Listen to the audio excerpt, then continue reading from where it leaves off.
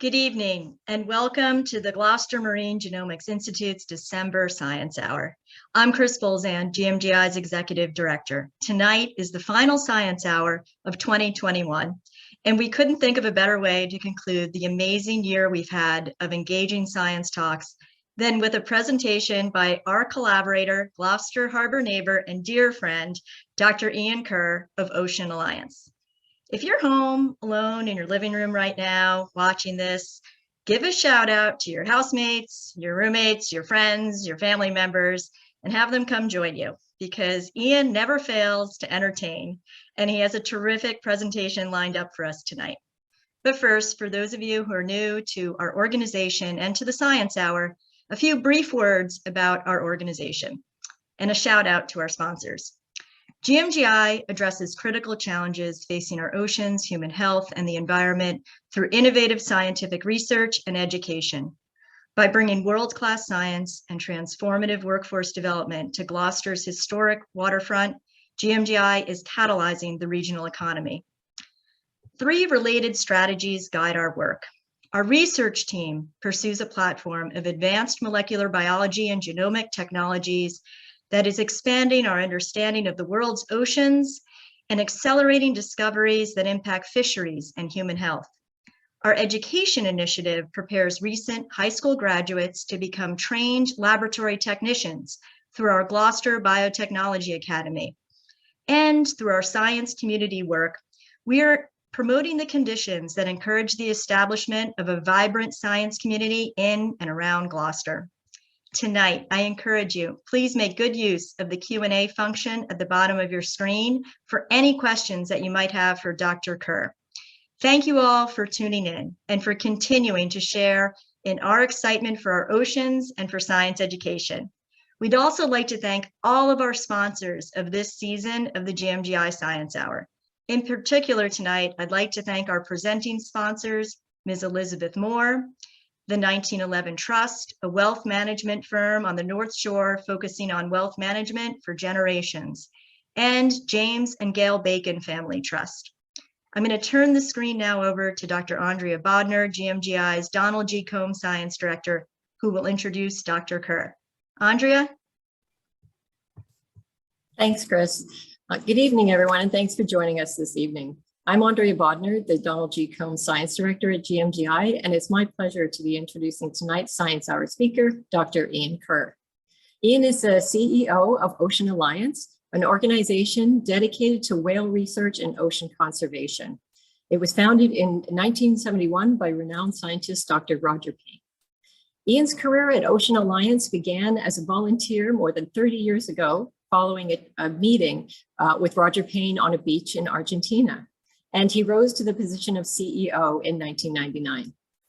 Iain earned a bachelor's degree in education from the University of London and was awarded an honorary Doctor of Humane Letters from the University of Southern Maine for his distinguished contributions to promote whale research and conservation across the globe. Iain received the SOS Grand Blue Award in 1994 for exposing illegal sea cucumber fishing in the Galapagos, was awarded the Chevron Conservation Award in 2006, and in 2014, the Annenberg Foundation listed Iain as one of 25 visionary leaders. Since the beginning, Ocean Alliance has been at the forefront of developing innovative and non-invasive tools and techniques to increase our understanding of the world's largest inhabitants. In 2013, Iain recognized that drones had the potential to transform the future of whale research and conservation. And this idea gave rise to a drone platform that he refers to as the SnotBot, a drone that collects samples of whale blow in a non-invasive way. Once the whale blow is collected, they can use it to measure all kinds of biological indicators of whale health, like stress hormones and pregnancy hormones. And using the SnotBot, Ocean Alliance has now collected more than 650 respiratory samples from 9 different species of whales across the world. At GMGI, we have had the distinct pleasure of working with Iain and his team at Ocean Alliance since 2018, conducting genetic analysis of some of the blow samples collected with the SnotBot to investigate the microorganisms that inhabit the respiratory tract of the whale as an indicator of whale health. Ocean Alliance's important work has been communicated to the public in numerous television and film documentaries and has inspired a number of education initiatives. And tonight, I am absolutely delighted to welcome Iain to GMGI Science Hour and look forward to hearing more about his incredible work. Wow, thank you, Andrea. That was quite an introduction. I hope the talk can match the introduction. But let me get into this here. Share my screen, and let's. Bear with me 1 second. Okay, do you all have that? That's all good. All right, thank you. Well, I'm actually going to start with a complaint and say, if I had the opportunity to change one name, one label, it would be Earth. Who calls a planet covered 71% by water planet Earth? We live on planet Ocean. It's blue blood, if you like, that's pumping through the veins of this planet. Now, Andrea mentioned that we were founded in 1971. We really are what I call a conservation science group. You know, we don't collect data just for the sake of collecting data. We collect the data to try to affect change. And I'm very happy that we've been the catalyst to help install marine protected areas from Papua New Guinea to the Indian Ocean and around the world. Our programs tend to be focused around bioacoustics, toxicology, and non-invasive tech. And we really do have a global presence. And I'm going to take you around the world a little bit tonight and into the world of whales. And in fact, the Southern right whale program, I think, is the longest ongoing study of any great whale species. And one other thing, thanks to Dr. Payne, we're probably also the only other nonprofit that I know that has a program in space. On the Voyager 1 and 2 spacecraft, there's a little gold record. You can see it in the middle there. And on those records are our whale recordings. And I think the Voyager 1 and 2 are now in what they call the heliosphere, where the solar winds from other suns are greater than the solar wind from our sun. And of course, these recordings have been used. They were the theme behind Star Trek, The Voyage Home. They've been in movies like The Hunt for Red October. But I'll tell you, I wonder if the sirens of the sea that they talked about could have actually been whales, because I've been in a sailboat sailing at night with my lights off.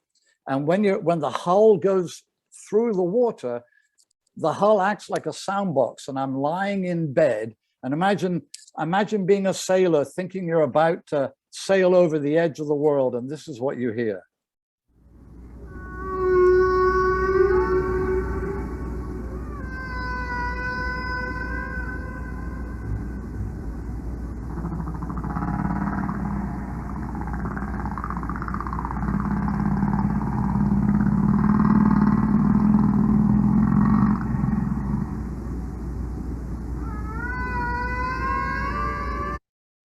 Well, to be blunt, this whole talk could just be about whale songs, but we're not going to do that tonight. But in short, that was a humpback whale, and it's actually recycling the air as it sings its song.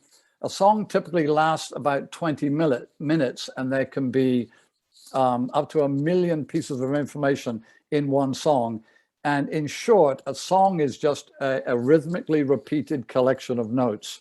And Roger Payne was a cellist, and he was sitting in a boat just endlessly listening to these songs. And then he said, wait a minute, I think I've heard that phrase before. And from there came the discovery that whales sing songs. Well, again, people say to me, why whales? Well, our slogan, in short, healthy whales, healthy oceans, healthy humans. But it is a little bit more than that. And there are 3 key things here: the whale or nitrogen pump, the great whale conveyor belt, and the deadfall carbon. And the whale pump, or the nitrogen pump, in short, is basically, you know, these whales dive through the food chain, they come to the surface, and they defecate. And what are they doing? They're fertilizing that phytoplankton. You know, everything on this planet is driven by the sun. As I've said, 71% of this planet is covered by water. 2 out of every 3 breaths we take isn't coming from the rainforest, it's coming from the ocean, and it's driven by this phytoplankton that has been fertilized by the whales. And I really believe one of the reasons we had fisheries collapse is because we killed so many whales. I mean, over 1 million whales were killed. Imagine if half of the fertilizer we use in the USA was taken away. I think our crop yields would be terrible. Anyway, deadfall carbon just peaks to CO2 sequestration, and the great whale conveyor belt is just, humpback whales, for example, can migrate up to 8,000 miles. So they're moving all this bioproductivity around. Whales, in many ways, are the earthworms of the sea. And on the flip side, I mean, again, we know in Gloucester all about the whale watch industry, but it's thought to be over a 2 billion annual industry. We've got, again, sequestration and this whole whale. Well, again, how much do I think a whale is worth? I think the whale, it's priceless. But I think all of us need to really try to wrap our minds about the importance, not just of whales, but the importance of food chains. Everyone in Gloucester knows you remove a chain link from an anchor chain, it doesn't work. The problem we have is almost the interdependence of species that humanity is washing up or is interfering with. I mean, the reality is the oceans are downhill from everything and gravity never sleeps, okay? So the detritus from our consumer lifestyles are inexorably washing its way down into the oceans. All right. People say to me, well, what is the alliance? I think this is the sort of the new model that GMGI and Ocean Alliance sort of represents, which are these smaller groups that partner with other groups well. I mean, I don't want to be rude to Woods Hole, but Woods Hole is this group where they try to do everything, and it's great. But I think the world has changed. In the old days, I'm sure Chris can tell you, you would buy a DNA machine that would be good for sort of 10 years. Now you buy a machine and a year later, it's out of date. So the reality is we need to have these different groups working together, doing what they're best at, and then, you know, sharing the wealth and creating sort of better opportunities for the oceans and for all of us. So there's a list here. I'm not going to read through them all, but we're lucky to have the great partners we have. And alas, you know, I do feel on one level we are losing in this battle to save the wild world. And the only way we can turn that around is by people just getting involved, people working together, you know, people not worrying necessarily about this is my paper or these are my whales. And through that, we can drive innovation, accelerate research, disseminate data, and build solutions. And I'm just running through some of these slides quickly because we want to get on to some of that drone stuff at the end. In 1991, we bought the research vessel Odyssey, which we had for 25 years. And the Odyssey went all over the world, was featured in PBS, The New Explorers, the IMAX film Whales. But one of the most important studies we did was a 5.5-year trip around the world. And the idea was to collect baseline data on the distribution and concentrations of environmental toxicants in the world's ocean. And the key thing for us there was this baseline data. We thought 2000, we can go out in the middle of the ocean and there'll be nothing out there. And again, we covered 87,000 nautical miles, and we actually biopsied whales, I'll talk about that in a minute, to get a biological sample to do our health assessment. But even in 2000, I have to say, I was heartbroken. Some of the remotest places we went to on this planet were already seriously polluted. And this one's a little bit over the top, but many of you may have heard of the Mariana Trench. It's one of the deepest trenches in the world. It's one of the remotest trenches in the world. And they're saying here that the levels of PCBs they found there were 50 times higher than what found in paddy fields next to one of the most polluted fields in China. So the reality we've got to understand is we can no longer lifestyle ourselves away from pollution. The reality is ocean winds and ocean currents are taking it all over the world. And this was a part of a paper by one of our collaborators, this is my very good friend, Dr. John Wise at the University of Louisville. John's an expert on chromium. And chromium is an environmental toxicant, I think perhaps made famous in the film Erin Brockovich. But if you look here, Kiribati, just so you know, is in the middle of the Pacific. And we found incredibly high levels of an industrial chemical in sperm whales that only meant to have a 1,000 to 2,000 mile range in Kiribati. And John is still trying to work that out. He's actually thinking when we look at routes of pollution, we tend to think an animal eats it or potentially, you know, the animal swims through it. And actually John's looking at inhalation.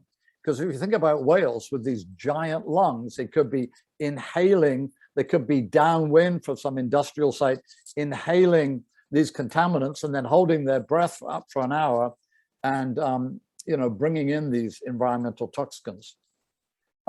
As I'm sure, you know, Andrea and Chris would tell you, data is all about context. So after the voyage of the Odyssey, we actually spent 5 summers in the Gulf of Mexico working with sperm whales after the Deepwater Horizon disaster. And it was quite interesting. At the end of our study there, I was actually invited to speak at the American Academy for the Advancement of Science. And after my talk, somebody said, you know, Dr. Kerr, I think sperm whales have all had a high level of chromium. Now, there's probably, or you know, chromium is like, that's like that in sperm whales all over the world. Now, the reality is there's probably only 10 people he couldn't say that to, and I was one of them. Because we'd been around the world with the voyage of the Odyssey, I was actually able to say, no, the levels of chromium that we found in the Gulf of Mexico after the Deepwater Horizon spill were about 10 times higher than anywhere else. So this is back to collaboration and context. Now, I talked about bioacoustics, and clearly I'm putting a lot of stuff on you today, but one thing I want you to understand is whales live in a world of sound. We live in a world of sight. Whales live in a world of sound. Whether they're feeding, whether they're socializing, whether they're mating, they are interpreting the world around them acoustically. And I actually think that potentially these giant brains that many whales have are just these huge acoustic computers that are analyzing sound that are hitting anywhere in their body. Anyway, you might recognize this area. This is a great project done by my good friend, Dr. Christopher Clark, while he was at Cornell University. He worked with his team here, and they placed hydrophones all over Stellwagen banks. And the little green dots you see are the right whales vocalizing, and then the larger green dots are boats. And to be blunt, any time any of those light green haziness covers a whale, that means those whales can't hear each other. So here's one day in Stellwagen banks. You see the ships coming in. By the way, this is the shipping channel, the lines you see at the bottom.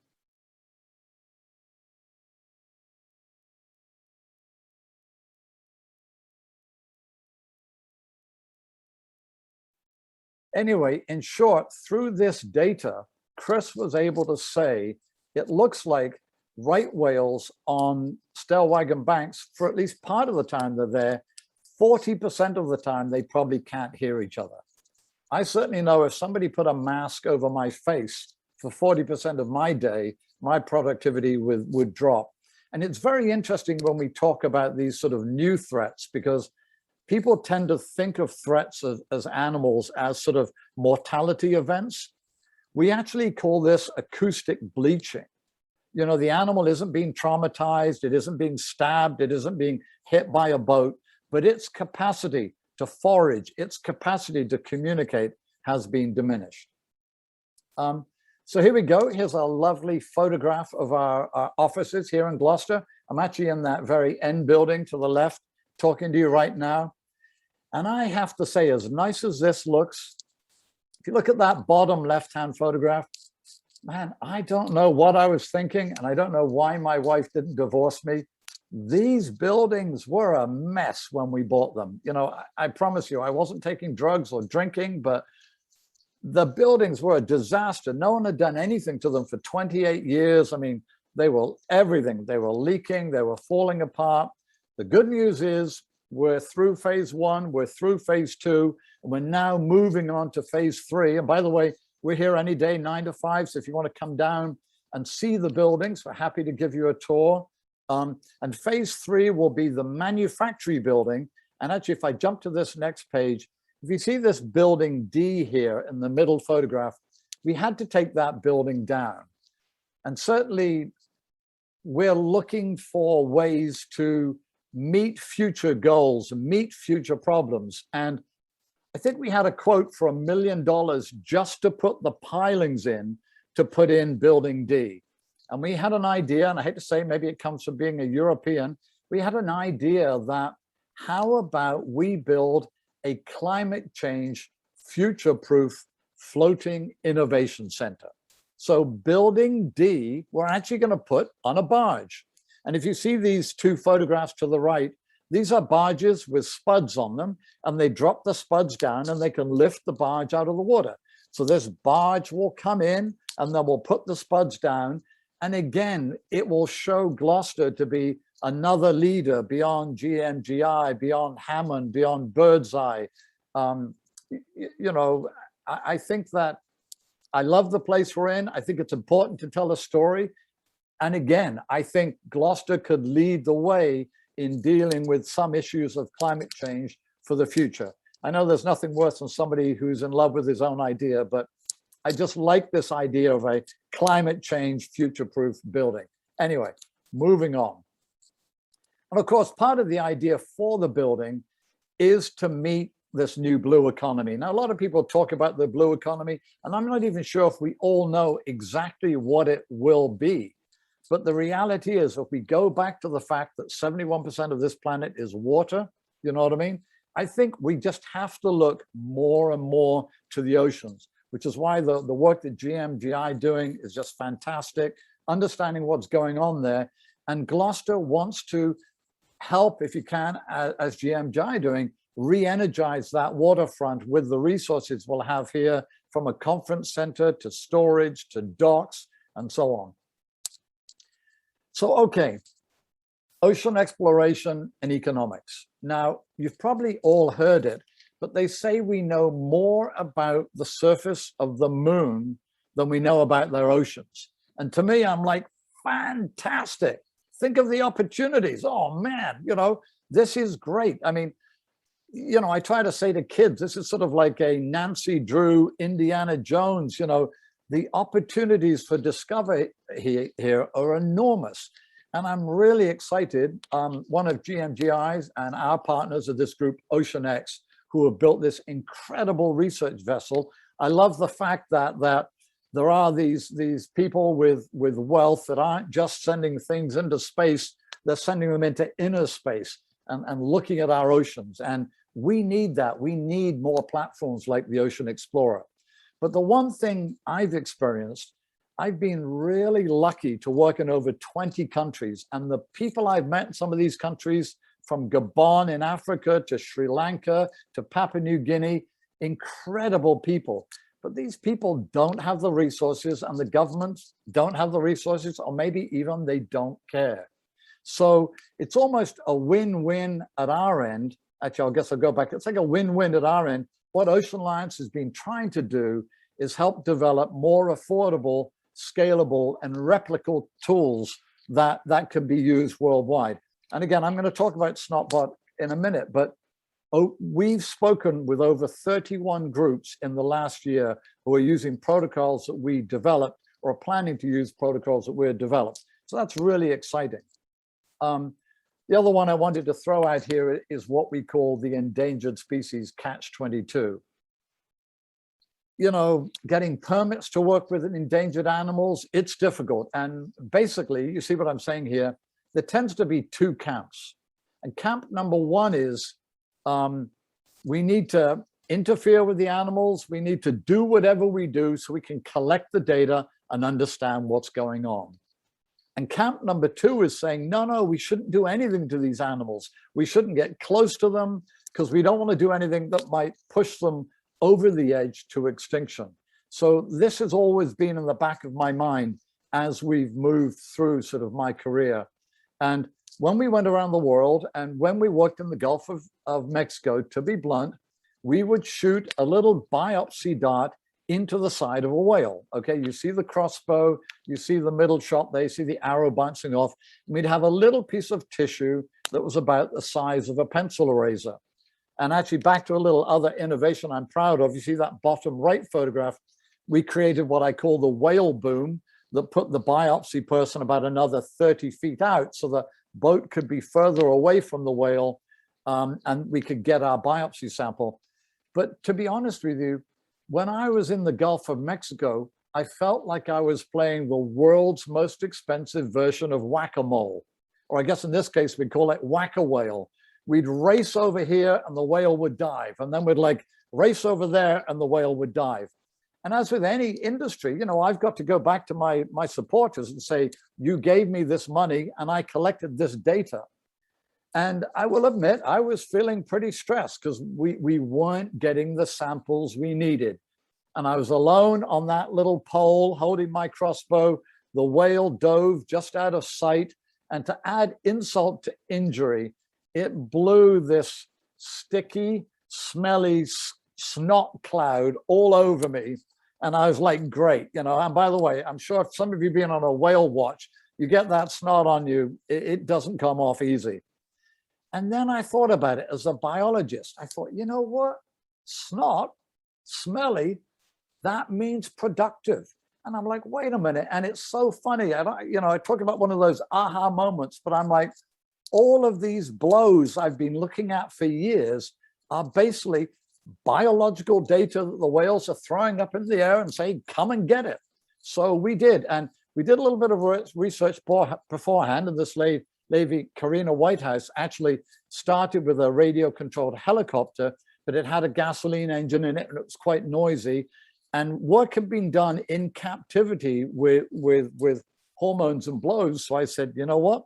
Let's go do it. So what I realized then is we'd almost come up with this third option, you know, with this catch-22 of be invasive or not invasive. And I thought, man, we've got a new generation of drone-based non-invasive tools. And I don't really want to get into it too much right now, but just so you know, we've done a number of papers where we've demonstrated the whales can't hear the sound of the drone. That buzzing we all find so irritating doesn't go through the air-water boundary. And by the way, Andrea, do you see microbiomes right there? Anyway, just making sure. No, so, and we sort of camouflage the drone, and whales often when they breach, they leave pieces of skin, and when they're feeding, seagulls dive in. So whales are very used to having things flying around them, and they're very used to wind across their back. So we really sort of won the research tool lottery. Now, I have to tell you, some of my friends and some of my peers didn't like the name SnotBot and thought maybe I'm diminishing science. But I have to tell you, it's been incredibly successful for us. And I will say, when you leave tonight, I think there's one thing you will remember, which is the name of this drone, SnotBot. Now, well, actually, so here we go. Let's see SnotBot in action here.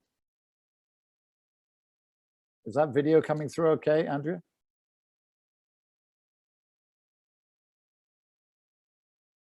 Does that whale look stressed? I'm actually going to show that that video again, if you don't mind.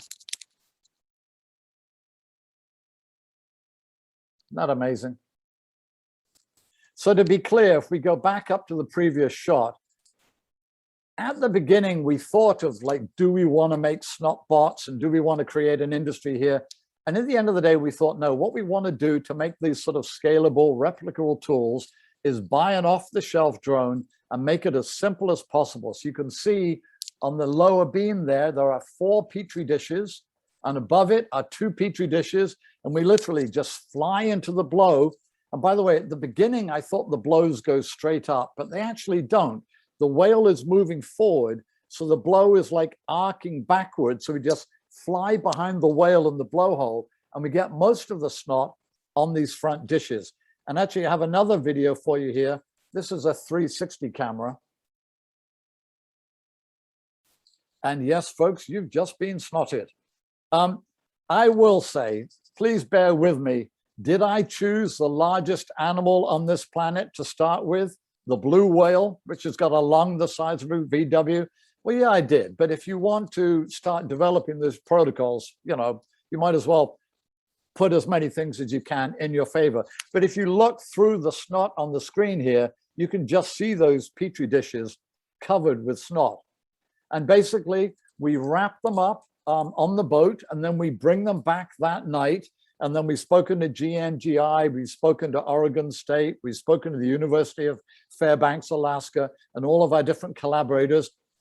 And we have like the world's smallest windscreen squeegee, and we like, eek, eek, eek, eek, when I hear them scraping those plates, and then they suck it up with a cryo valve and put it into these, they suck it up and put it into these little cryo valves, and then we ship it off to the different laboratories. Again, not for tonight's talk, but we actually took us a while to develop the protocols on how to store these samples. When we biopsied the whales, we actually kept it in liquid nitrogen. And trust me, getting liquid nitrogen in Papua New Guinea was insane. So the idea is the tools should be simple and the protocols should be simple. And again, what was just so amazing about the drone, and we didn't really realize it at the time, is all of these multiple forms of data. You know, the drone knows where it is at all the time. The drone knows how high it is.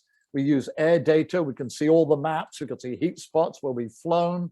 And beyond the microbiomes and hormones, we can do photogrammetry, photo ID, tracking, population distribution. It's been a tool that's just blowing my mind. And we're by no means over yet. This was actually last year out on Stellwagen Banks, and we're seeing these heat blooms, forgive me, on the back of these whales, and you can see the blowhole. And actually next year, we're actually planning going out at night to try to study whales at night, which should be a first. And I have to say, if you said to me, Ian, what is the worst way to study whales? I would probably say 4 people in a boat, which is how I've been doing it for 25 years. You know, look at these images, getting up in the air, looking down at these animals. Honestly, I have seen more new behaviors in the last 5 years than the 25 years previously. It really is exciting. And actually, we're seeing people use these drones for other wildlife management and so on. I mean, drones are giving us access to the wild world in a manner that we've never had before, which is just so exciting. 2 photographs here quickly. On the left here, if you look carefully, this sperm whale's got a little brown thing, a little container in front of its nose. And actually, this is a sperm whale. I was in the Azores with the team this summer. I flew over to the sperm whale and it opened its mouth. Now, opening its mouth is typically a sign of aggression. So I'm like, okay, it's seen the drone, I'll back off. But rather than go away, I went up about 60 feet in the air and found out, no, it wasn't annoyed with me. It was playing with this container. And we have about 15 minutes of video of it going down and letting it go, and it floats up to the surface, and then it was pushing it around. I mean, can you imagine a school bus playing with like a basketball? I mean, what an opportunity to see this animal play. And on the right here, this is our camp down in Argentina. We got to see intimate moments between mothers and calves that, again, I've never seen before. Because when you come up in a boat, I don't think the whales were scared of us, but they potentially aren't going to do those intimate moments when, you know, there's a boat or people around. But because they don't seem to hear the drones, care about the drones, it's just really blowing open this whole field of research. So again, quickly, developing SnotBot. Well, much to my wife's chagrin, I loved building and flying helicopters. And of course, for 6 months of the year, I would be flying them around the house and sort of crashing them. And in 2011, remember I told you I was playing this expensive version of whack-a-mole. I'm like, we need to get to these animals quicker, but we can't rush up to them in a high-speed boat because then they've got the noise of the propellers and they don't like that. I'm like, well, wait a minute, can we do it with a drone? So I got together with Olin College of Engineering and that top drone there is the very first sort of prototype we built. We then tried building in the middle there a waterproof drone, but it was actually heavy and the batteries got hot. And then we realized no one's going to let us test this on whales, on endangered species. So the thing at the right top here is what we like to call SnotShot. And we 3D printed, you see these orange things? We 3D printed different whale blowholes, and then we'd fly SnotBot over the SnotShot on land to see if it worked. And it worked pretty good on land, but then we're like, well, we've got to go out to the water. So I guess you're ready for this. On the bottom there is the Snot Yacht. And on the Snot Yacht is SnotShot. Okay, enough. But anyway, we went through the whole process, and by the end of 2015, things were going pretty good. I will tell you, as much as I loved the name, when I approached a couple of foundations and said, please, will you fund SnotBot? It didn't go too well. They didn't seem to love our spirit here. So I'm very lucky. I happen to know a gentleman, Sir Patrick Stewart, a great Shakespearean actor, thespian. I guess he's been in, and again, too many movies to know, including Star Trek. And I called him up and said, Patrick, can we harass you to talk about a tool we want to build that won't harass whales? And he was like, Iain, come on over. So we did a Kickstarter campaign with Sir Patrick Video and raised $220,000. And here's Sir Patrick. I don't think he's going to be getting a Oscar for this, but he was a real sport.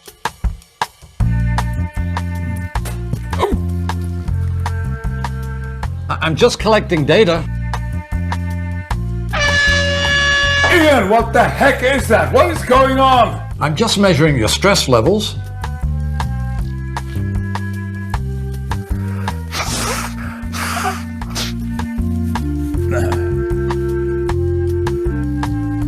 All right, Iain, enough of this harassment. I need to know what is going on. I'm collecting your snot. Why do you need my tissue with my snot on it? Come outside and I'll explain it to you. What's going on here? We're really looking for ways to collect biological data without harassing the animals. And here comes our drones we affectionately call SnotBot. Ocean lions. All right, well, enough of that. But anyway, what a great sport. I mean, he was a really good guy. And of course, we got a lot more exposure because Sir Patrick was involved. Anyway, you know, a challenge with a small NGO is that, you know, we have to compete. We have to, you know, play with the big boys and girls. And the reality is, you know, we've had to think out of the box. I mean, Dr. Payne started it. I think when he started with photo ID in whales, I don't think people realized the whales look differently. So now we've got a whole host of different pieces. The orange one top left there is what we call earbot, because typically when you're recording a whale, you either have a hydrophone on a boat, which might be making no noise, or you have the hydrophone on the bottom of the ocean. And with earbot, we realized we could fly over to where the whales were, land the drone in the water, cut off the engines, and just listen to the whales. And when the whales moved off, we could take off and land in the water. Anyway, I'm not going through all of this, but it's been an adventure. It continues to be an adventure. And there's so much going on, monitoring marine protected areas, potentially using swarms. So it really is exciting. And almost more exciting for people like me is, you know, on my right-hand side, people are developing ever better sensors for sort of terrestrial challenges, whether it be oil or power cables or gas or industry or agriculture. And on my left-hand side, people are collecting or designing better and better, more efficient drones. So basically, all we're doing is taking that cool tech, this cool tech, sticking them together with some duct tape and telling you all how brilliant we are.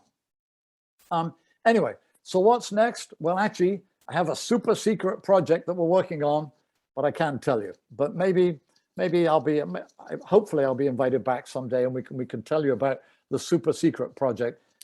But the other reality is it goes back to that endangered species catch-22 when I started. it is a real challenge to work with critically endangered whales because the wildlife managers are reticent to let anybody come in and do anything. And we're still a little challenged, even that we've proved SnotBot, we're still challenged, but we're slowly managing to push our way through to get them to understand, look, we can collect data from these animals without interfering with them. And if we do interfere with them, it will be minimally invasive as compared to what's going on in the past. And that's certainly even more critically important with some of the smaller cetaceans. And by the way, dolphins are just small toothed whales. We don't have whales and dolphins.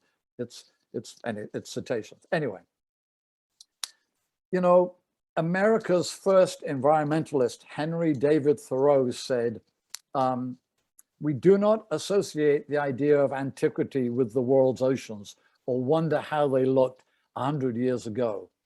So a problem that Ocean Alliance has, GMGI has, and other groups like us have, is how do you engage people with an invisible problem? And here we get back to SnotBot. Tell a great story and so on. So we've been lucky enough, One Strange Rock, Blue Planet. I think there are something like 10 million views just represented on this one page. And I'm excited. And you know what? We've had so many kids come to us and say, hey, I'm an engineer. Could I build for the environment? I'm a pilot. Could I fly for the environment? And as Andrea and Chris will tell you, when we talk to kids, you have to do what you do best. If you're a great writer, you can write for the environment. You can write about science. If you're an artist, you can draw. If you're an engineer, you can build. I grew up thinking I had to wear a beret and be like Jacques Cousteau. You just have to do what you're good at. And in many ways, I'm more of a science facilitator now, putting together jigsaw puzzles. And again, I started with education. I don't think I ever left. This summer, when we were in the Azores, we were linking kids with us every day. They were asking us questions in the field. I would get pissed off on occasion because they were good questions and I was trying to fly the drone, but that really gave the kids a sort of the authenticity of the expedition. And of course, we've had our ongoing robotics club here that's been slightly beaten up by COVID, but we're pushing ahead. And I think education is at the core, as GMGI has demonstrated so admirably.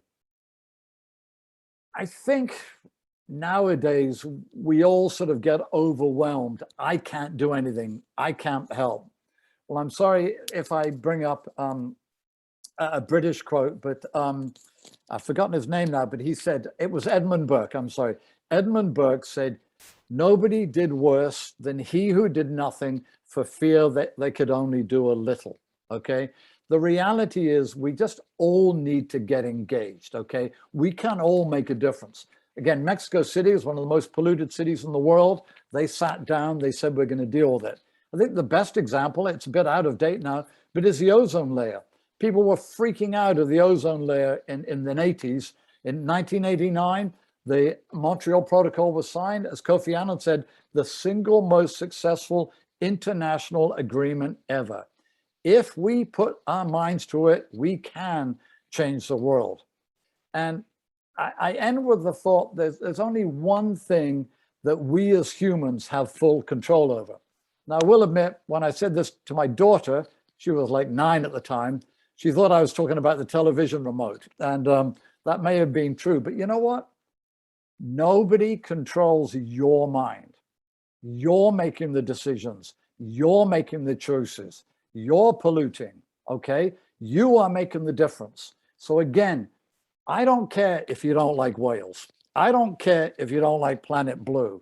But the reality is, at the end of the day, we ultimately at risk. We're at the top of the ocean's food chains. We need, healthy oceans. Thank you. Great, Iain. Thank you so much for the wonderful talk. We have a little bit of time here for some questions, and we have a few in the chat or in the Q&A and also a few that were sent in ahead of time. So as the first question here, which comes from Bonnie Fendrock. Do you think if we restore the whale population, we can rebuild fish ecosystem locally and globally? I really do. And actually, the good news is that some populations are coming back, but it's just, I mean, it's just as simple as fertilizer. How effective is fertilizer? The problem we've got with whales now a little bit is whales actually now are facing more threats than ever before, from pollution to ship strikes to entanglement in lines. But I think whales are fishermen's friends. We got to get these whales back. We got to get that oceans polluted. And there's a very good article that actually came out in the journal Nature. If you like, I'll email it to you guys tomorrow, and you can put it up on the GMGI website, which actually talks about krill blooms related to population hunting. And basically, krill populations were down when whales were being heavily hunted. And when whales stopped being hunted, the krill populations went up, which is opposite of what you thought. But anyway, good question. Great, thank you so much. A question from Dylan Combe. What is the most surprising or interesting thing you have found using the SnotBot about cetaceans? Oh my gosh.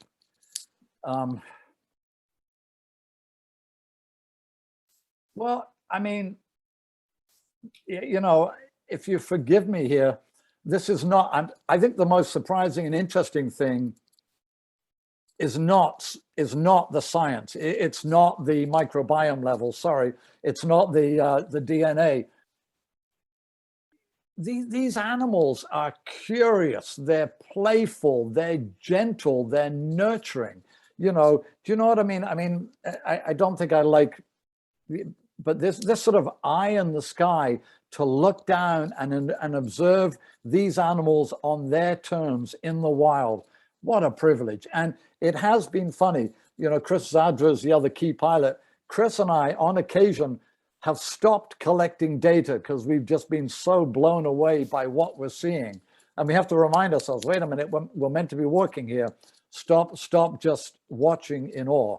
So again, good question, but scientifically also, we've just learned so much. It's been amazing. And that an affordable tool can collect so many different types of data. It's really exciting. And again, let's be clear with GMGI. I'm expecting GMGI to say to me, Iain, we can tell you how healthy these animals are just by looking at the microbiome. How cool is that? Yeah, totally agree. DNA is really exciting. It's going to add a new element to the story. Can you answer the question, do all whales sing? Aha, great. I see. Oh, wow, you guys got a great audience here. So, it's very cool. Okay, so all whales vocalize, all right? And some of the vocalizations, maybe could be interpreted as a song, sort of belugas, but the toothed whales tend to use sound in the form of echolocation. Well, actually, we believe that some of the baleen whales too, like a blue whale, creates a sound that can be heard across ocean basins. I mean, again, we could have a whole hour just on the bioacoustics. I would actually say the only real singing whale are humpback whales. But let's be clear, some of our friends, actually we're on a paper that's coming out quite soon that's looking at cultural differences in sperm whale codas, and codas are almost like a signature ID of each animal around the planet, if that makes any sense. So there are cultural differences as to how these animals use sound and how they use sound as different tools. But I think generally speaking, most of my friends would say the only real singing whale is the humpback. And actually, we think that it's only the males that sing. Oh, interesting. Do whales use echolocation? Well, exactly. And it's generally just thought the Odontoceti, the toothed whales, use it. But there's evidence now of even blue whales, sending out these low frequency sounds, and they might get a low frequency return of like a seamount. So the baleen whales are probably using low frequency sound that's got long range and low definition, when the Odontocetes, the toothed whales, sperm whales, orcas are using higher frequency sounds that are giving higher definition and shorter range. Sorry, no simple answers here. Coming from someone like me who's hopeless at video games, can you give a little bit of context of how you train people? Or is it how specialized it is? It seems to me the precision that you would need to get a drone to be in the right place when a whale blows must be quite extraordinary. So how do you train people to do this? Well, I mean, I would suggest that, and I'm going to be rude to the three of us here, to Chris and Andrea, I'm going to be rude. Kids nowadays, what are they doing all the time? Do you know what I mean? That, you know, and so there are a lot of people out there flying drones. So I'd even say, I mean, I hope if GMGI want to do some drone work, you'll call me. But to other groups, I tend to say, I bet there's somebody in your town who flies a racing drone who's really good, who would basically do anything to come in and work under your permit to help you collect data.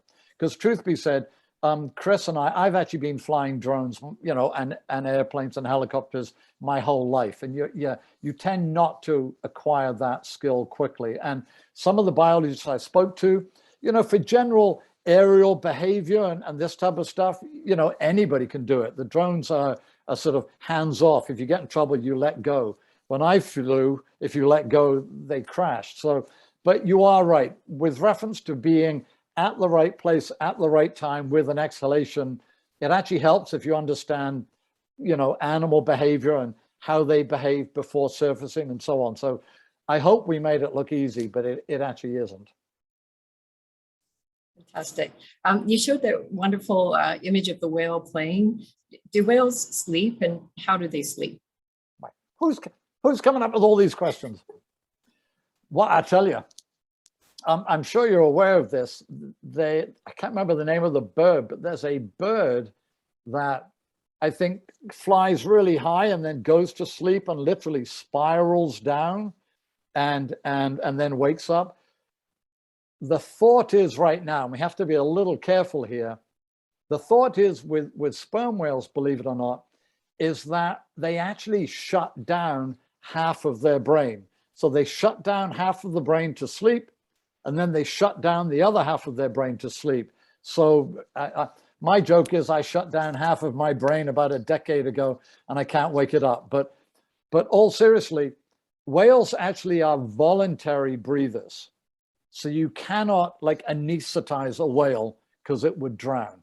So the reality is, it really is a bit of an enigma of how whales sleep. And, you know, maybe they just do, you know, a long series of sort of cat naps throughout the days. But this is what's going to be exciting working with whales at night, because maybe they sleep at night, or maybe they feed more at night when the prey is close to the surface. And I would almost say, sorry, back to my job again. This is what makes my job so interesting. There's so much that we think, but we don't really know. So I guess it gives me good job security. That's great. Another interesting question here. I've heard the speculation that the Maori navigated from New Zealand to Tahiti and later to Hawaii by sailing until they saw whales migrating, and then followed them to shallow waters where they could better find food. Do you know anything about whale migration and how they find their way during migration? Oof. Okay, pass. No. Well, I mean, you know, so two things. I would suggest to the followers or whoever asked that question, go online to the Polynesian Voyaging Society, because as a ex-boat captain, sailboat captain myself, how they used to sail with the sun and the wind and the waves and the swell, how they could read the water. You know, I read a couple of books on it. These people were incredible navigators. You know, it's just unbelievable. I actually haven't heard the idea that the Polynesian navigators used whales, but I certainly, I've heard that maybe they saw birds, and I've had it when I was sailing to the Galapagos for like 600 miles offshore.